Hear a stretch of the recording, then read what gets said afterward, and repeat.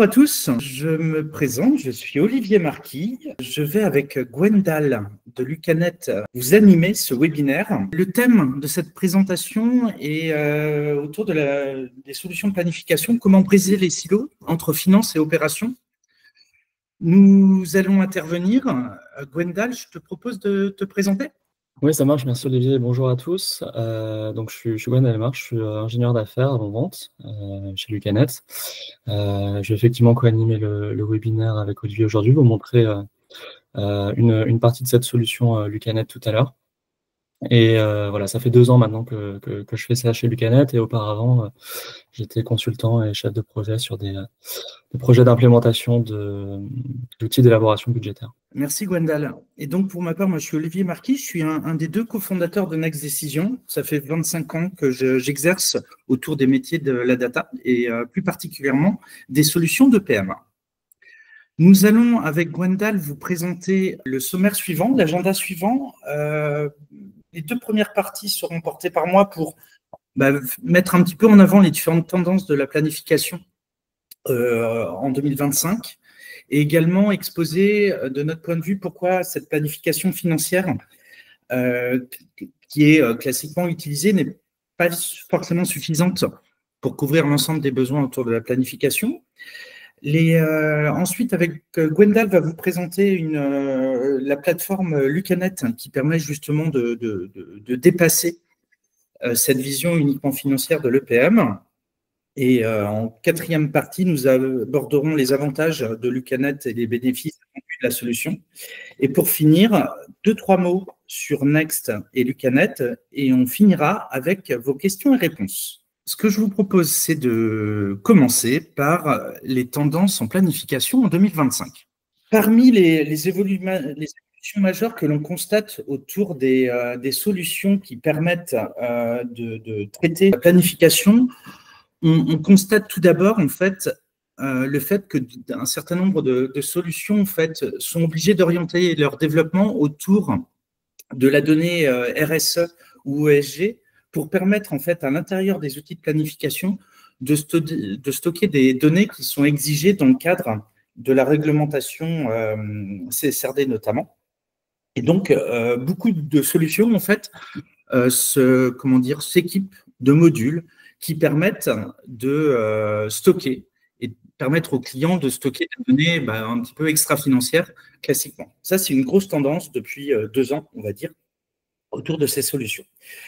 La deuxième chose que j'aimerais mettre en avant, c'est ce besoin de plus en plus important autour de l'autonomie des métiers pour permettre d'être autonome autour de leur outil de planification. De plus en plus, on voit que l'IT, même s'il est sollicité pour des phases d'installation, de paramétrage et tout ça, en fait, doit un petit peu laisser la main au métier. Et donc, on constate en fait une tendance à faire que ces outils de planification soient de plus en plus user-friendly et donc permettent une plus grande autonomie des métiers pour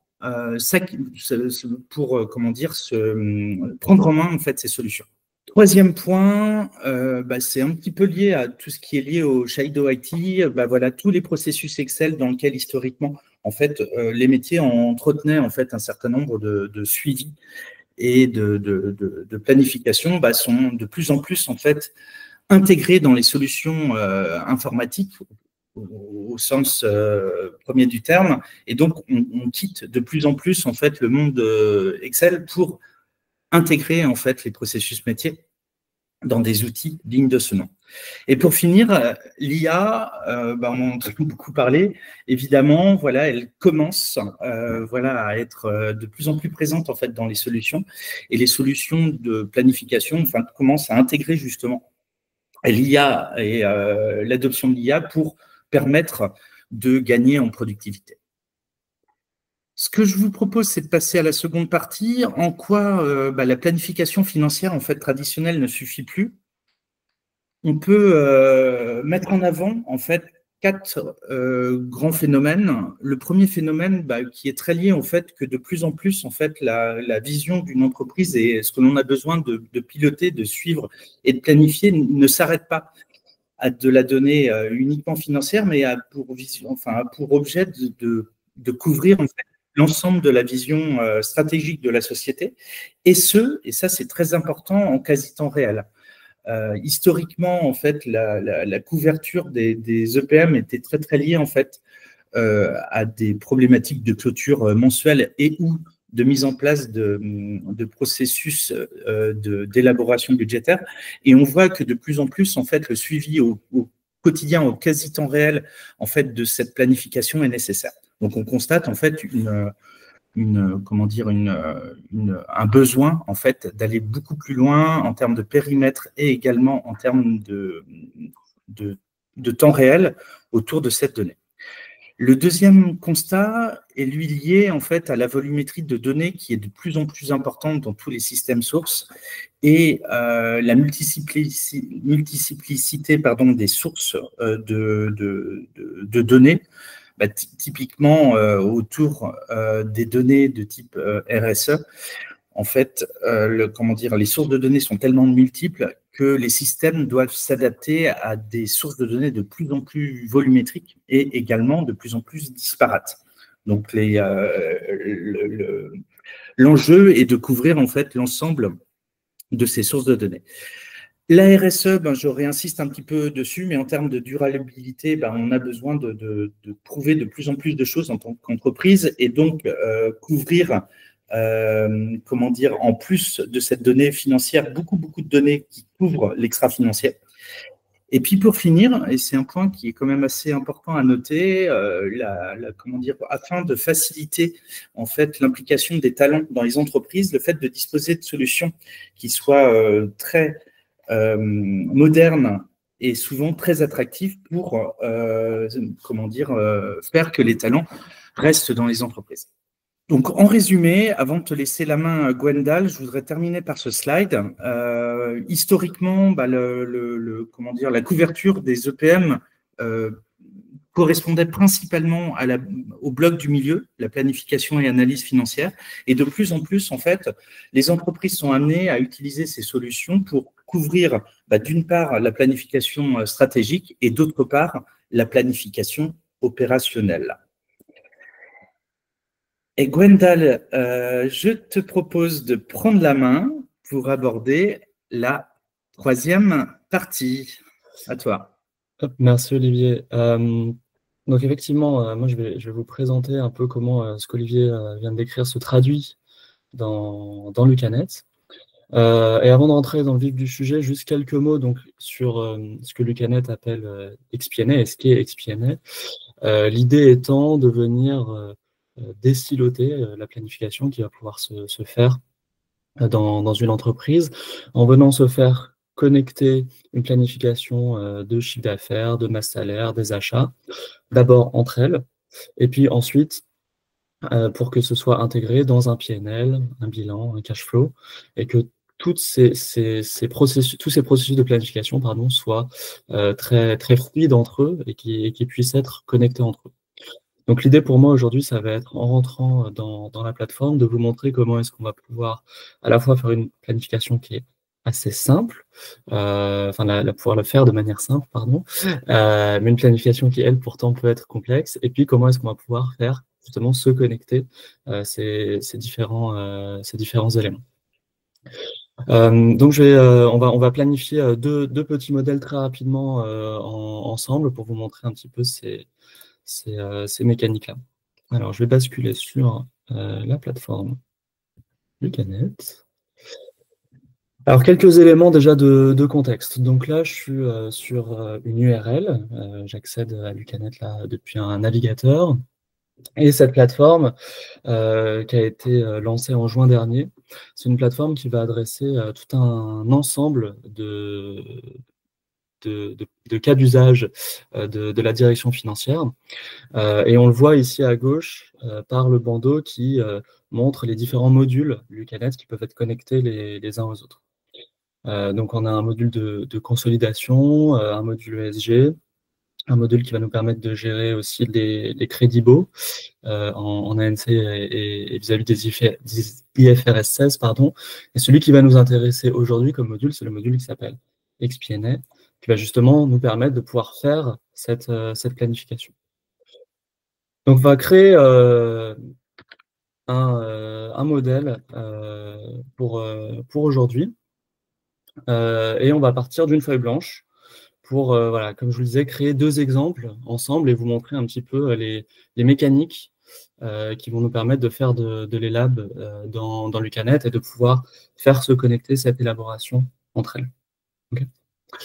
Donc la première mécanique, ça va être une élaboration qui est assez simple. On va venir importer des achats, appliquer un taux d'inflation et faire ce calcul. Donc comment est-ce que ça fonctionne ici en termes d'interface?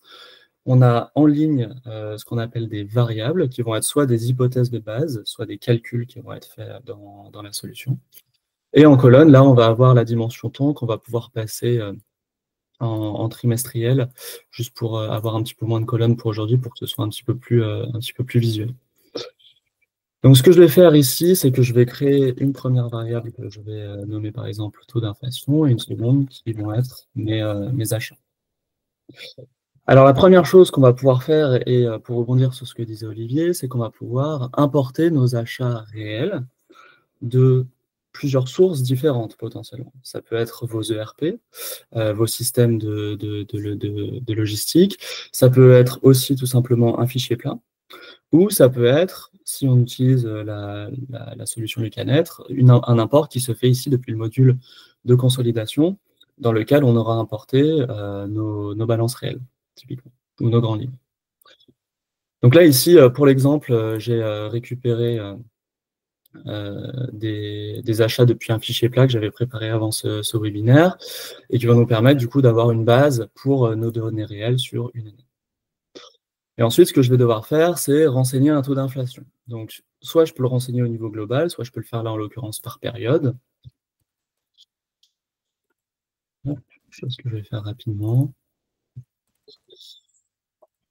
Et ce que je vais ensuite pouvoir faire, une fois que ce taux d'inflation a été renseigné par période, je mets des valeurs de manière assez arbitraire, c'est définir ici une formule qui va me permettre de calculer mes augmentations en fonction de ce taux d'inflation. Donc les formules, c'est un élément très central, très important dans Lucanet. À quoi ça va servir? Ça va servir non seulement à réaliser ce calcul, mais contrairement à un Excel, on va venir fiabiliser le processus de calcul. Typiquement, ici, je vais choisir mes achats de l'année précédente, que je vais multiplier par 1 plus mon taux d'inflation. Là, pour le coup, du trimestre courant. Ce qui va me permettre d'avoir ce calcul ici qui se fait de manière automatique. Mais ces formules, elles peuvent aussi me permettre de faire d'autres choses. Typiquement, si je modifie mon taux d'inflation, évidemment, les achats vont être modifiés en conséquence. Et ce que je vais pouvoir faire avec ces formules, c'est appeler d'autres modèles, appeler d'autres éléments que je vais élaborer par ailleurs. Donc ces formules, elles me permettent typiquement dans un PNL de restitution, par exemple, d'appeler des éléments qui proviennent de mon élaboration chiffre d'affaires, de masse salaire ou d'achat, ou alors, par exemple, à partir d'une élaboration de chiffre d'affaires, de pouvoir déduire des coûts d'achat des matières premières, si c'est comme ça que cette élaboration est faite chez vous. Et tout ça se fait à travers cette mécanique de formule, ce qui nous permet, là encore, de pouvoir connecter ces différents éléments. Donc voilà pour le premier exemple, qui est assez simple. L'idée n'est pas de faire une élaboration complexe, mais vraiment montrer un peu les mécaniques et ce qu'il y a derrière. On importe de la donnée qui est dynamique, et on va pouvoir rendre aussi le modèle dynamique avec des formules qui fiabilisent les calculs qu'on va pouvoir faire par rapport à un Excel. Donc le deuxième exemple, ça va être un exemple plutôt sur du chiffre d'affaires cette fois-ci.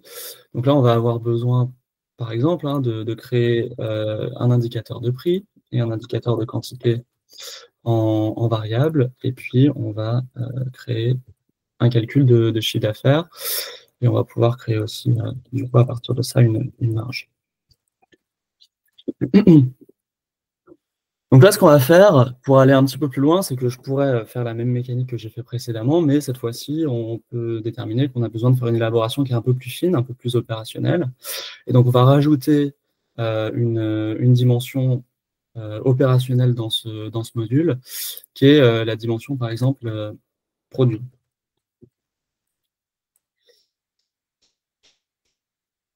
Cette dimension ici, quand je la crée, bon là je vais avoir 2 produits à l'intérieur, et puis ce que je vais pouvoir faire, c'est rajouter, par exemple, une dimension gamme que je vais lier à mes produits. Donc là, l'exemple est simple, hein, on a 2 produits, 2 gammes, un produit correspond à chaque gamme. Ce que je vois ici, c'est que j'ai lié directement mes prix et mes quantités, là, je vais le faire, à la dimension produit. Ce qui fait que maintenant, je fais une élaboration qui se fait de manière plus fine. Je ne suis plus seulement au niveau de mon KPI, mais je le fais au niveau du produit et donc au niveau de ma gamme. En termes de chiffre d'affaires, là, je vais récupérer la formule, hein, c'est quantité du coup par produit, fois mon prix par produit, et je vais avoir mon chiffre d'affaires qui va du coup être calculé par produit. Pour la marge, comment ça va fonctionner? On va pouvoir récupérer le chiffre d'affaires. Là, on va vouloir peut-être agréger les produits, ou pas d'ailleurs, hein, c'est au choix, et enlever les achats.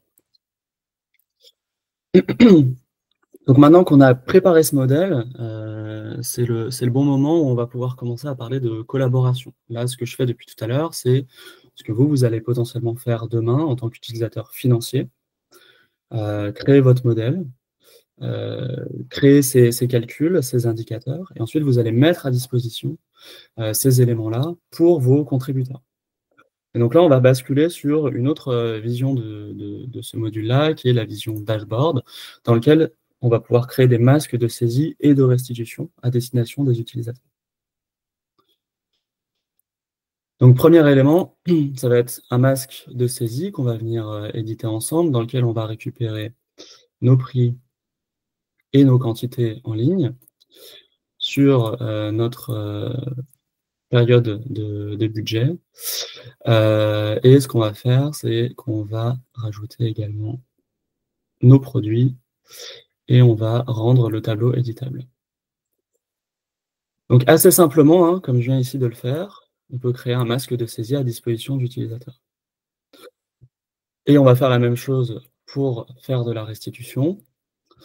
Donc cette fois-ci, on va plutôt avoir notre chiffre d'affaires, nos achats et notre marge, toujours sur la période budgétaire et en ligne. On va peut-être mettre cette fois-ci la gamme qui est liée au produit, puisqu'on l'a lié tout à l'heure dans la dimension. Donc là, on a notre masque de restitution. Donc ça, c'est typiquement ce que pourrait voir un utilisateur. Lui, en tant que contributeur, et ce qu'il va devoir faire, c'est renseigner des valeurs directement dans ce tableau-là. Et on va avoir du coup notre restitution qui va se mettre à jour en temps réel. Et on n'a pas seulement la restitution sur le chiffre d'affaires et la gamme qui se met en temps réel, on a aussi du coup nos achats. Enfin, nos achats là, ne bougent pas, hein, puisqu'ils ne sont pas dépendants du prix et des quantités vendues, mais on a notre marge du coup qui bouge en temps réel. Hop, je finis de se remplir ce tableau-là.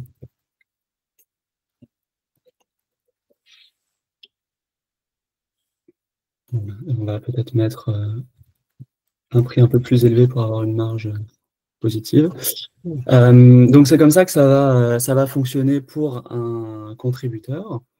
En sachant que là, je montre un exemple qui est simple, hein, que j'ai créé en temps réel. Il y a des fonctionnalités qui vont nous permettre de personnaliser de manière très forte à la fois ces tableaux, mais aussi de pouvoir créer tout un ensemble de graphiques de restitution qui vont être à disposition et qui vont être très visuels, hein, et qui pourront être à disposition soit d'utilisateurs métiers et opérationnels, soit du board pour pouvoir avoir accès aux données en temps réel et aussi faire des analyses et des comparaisons un petit peu plus poussées.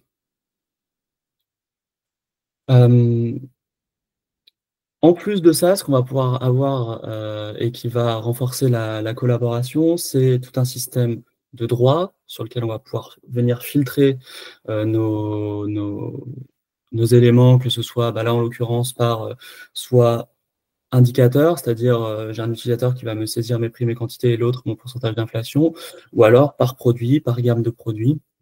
Le système de droit est extrêmement flexible là-dessus et ce qu'on va avoir aussi, c'est un système de scénario et de version qui va nous permettre aussi de jouer avec ça pour là aussi faire des best case, des worst case et comparer ensuite ces différents scénarios ensemble.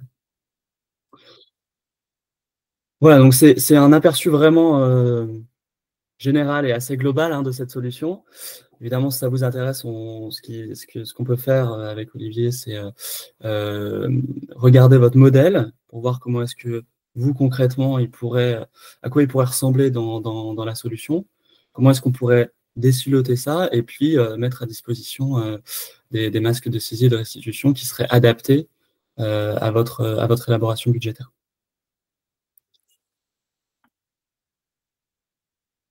Alors, je repasse ici. Donc, ce que je vous ai montré très rapidement, c'est comment est-ce qu'on va pouvoir, à partir notamment, si vous partez d'Excel, rendre une modélisation qui est beaucoup plus dynamique, beaucoup plus évolutive. Demain, si vous avez un nouveau produit, une nouvelle gamme, vous n'avez pas besoin de reproduire toutes les formules pour les nouveaux éléments qui arrivent. Vous allez juste rajouter ce produit et cette gamme dans le système. Et les formules étant par produit et par gamme, vous allez avoir tout votre modèle qui évolue et qui est dynamique sans perdre de temps avec des formules qui peuvent être complexes et évidemment un risque d'erreur sur Excel. Une planification qui est connectée à la fois au système de consolidation du Canet, potentiellement à vos systèmes sources, et au module XP&A entre lui-même, c'est-à-dire qu'on va pouvoir connecter, comme là je l'ai fait, le chiffre d'affaires et les achats pour créer une marge et faire un suivi, faire des analyses avec des best case et des worst case scénarios, par exemple. Pour la collaboration interdépartement, c'est de ça dont on parle. L'avantage aussi de ce type de solution, c'est que au lieu d'avoir un nombre d'onglets incalculable et une volumétrie qui peut parfois même faire laguer les fichiers Excel et rendre l'utilisation un peu compliquée, là on est sur des volumétries qui permettent vraiment de couvrir tous les besoins que vont avoir des PME, des ETI, qui va vraiment pouvoir permettre de gérer un nombre de données et un volume de données qui est beaucoup plus grand. Tout ça en gardant l'autonomie des métiers, qui est vraiment la philosophie de base de Lucanet, c'est-à-dire qu'on a un outil qui est, comme le disait Olivier, vraiment destiné à la fonction finance, destiné aux utilisateurs financiers. Vous l'avez vu, là je l'ai fait en direct, hein, mais c'est vraiment pas très compliqué de venir créer ces modèles, de venir créer ces masques de saisie, de restitution, de venir maintenir ces modèles, sans avoir besoin de faire appel à l'IT. Deux choses qu'on n'a pas pu voir là, mais qui sont aussi intéressantes à savoir, c'est que les données là qu'on vient de modéliser et qui vont souvent être au niveau du PNL vont pouvoir être envoyées dans le module de consolidation et de planification financière de Lucanet, donc celui qu'on n'a pas vu aujourd'hui, qui vont à la fois nous permettre de faire une élaboration très simple sur le bilan et le cash flow, et puis aussi faire une consolidation potentiellement de ces données-là pour pouvoir aussi aller un petit peu plus loin que là ce qu'on a vu de cette partie-là, mais vraiment sur une partie qui est plus financière. Tout en gardant cette connexion, puisque de la partie financière, on va pouvoir drill down pour remonter à cette partie opérationnelle. Et ça, c'est quelque chose qu'on pourra tout à fait vous montrer avec Olivier dans un appel ultérieur à ce webinaire. Et la dernière chose, c'est des fonctionnalités d'IA, donc Olivier en parlait tout à l'heure. Pareil, l'IA a été intégrée à cette plateforme Lucanet pour pouvoir, pour le moment, faire de l'analyse et de la restitution, c'est-à-dire qu'on demande à l'intelligence artificielle, quels ont été mes chiffres sur tel scope et telle période. Et puis demain, on pourra peut-être imaginer que l'IA nous aide aussi à faire de la prédiction et utiliser l'analyse prédictive en intelligence artificielle. Alors pour terminer là-dessus, quelques mots sur Lucanet. Donc Lucanet, c'est un éditeur allemand qui a été fondé il y a 25 ans, qui a fêté ses 25 ans l'année dernière, qui a une présence mondiale. Moi, je fais partie de la file française, qui est basée à Paris.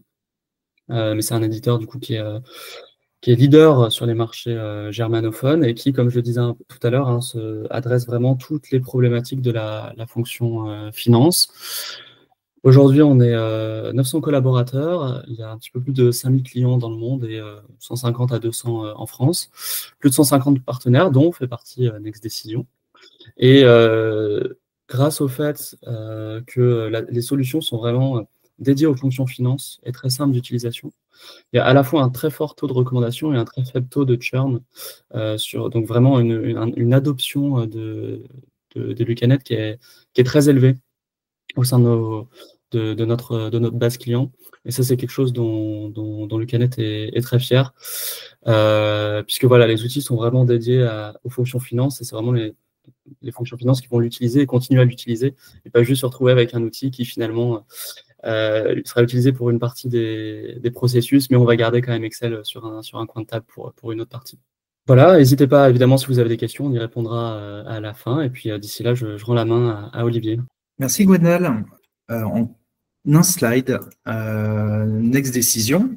Donc voilà, Next Decision, c'est un cabinet de conseil dédié, spécialisé en data, qui a 15 ans de vie, créé en 2010. Voilà, aujourd'hui, on réalise à peu près 40 millions d'euros de chiffre d'affaires, 270 consultants.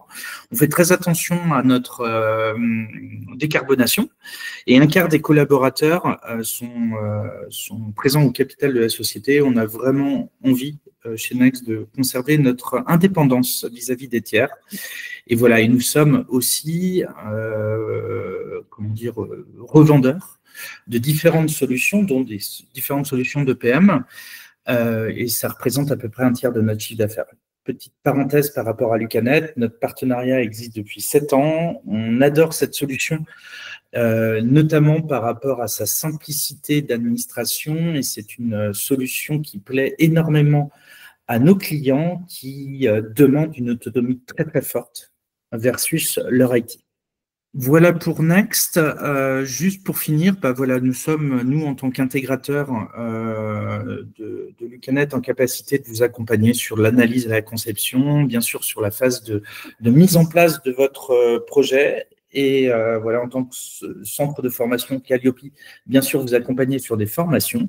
Et pourquoi pas ensuite en TMA. Voilà, on réalise en fait les différentes, on permet à nos clients de nous accompagner sur les différentes phases d'un projet. Merci à tous pour votre temps, et nous restons avec Gwendal disponible pour toute question. Nous avons une question, excuse-moi Olivier, sur la question de coût. Est-ce que vous pouvez donner un ordre d'idée en termes de tarifs pour la solution XP&A? Ok, je peux peut-être prendre celle-ci. Bon, les coûts sont assez variables en fonction de la structure.